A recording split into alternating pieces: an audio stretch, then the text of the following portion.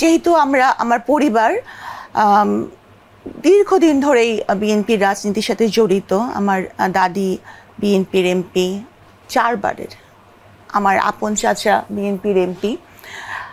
তো এই কারণেই সবসময় একটা বৈষম্য শিকার আমার পরিবার হয়েছে।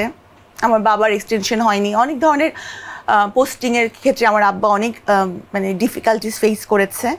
আর আমার ক্ষেত্রেও তাই, আমিও চাকরির ক্ষেত্রে পদোন্নতি, তারপর অনেক ধরনের ডিফিকাল্টিস আমি ফেস করেছি। এবং শেষ পর্যন্ত আমাকে এমন একটা মামলায় সম্পৃক্ত করা হলো এবং এমনভাবে মিডিয়াকে কনভিন্স করা হলো বা মিডিয়া অপপ্রচার করা হলো, মানুষ কিন্তু জানেই না যে মামলাটায় সাবরিনার পার্ট কতটুকু।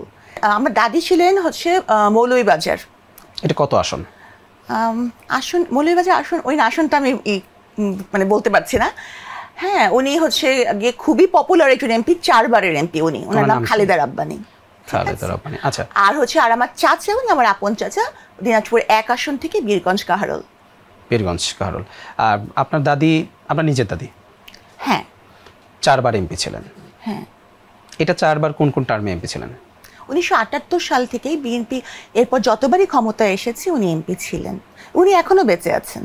এখনো বেঁচে আছেন? হ্যাঁ, এখনো বেঁচে আছেন, তবে উনি দাদি অনেক অসুস্থ।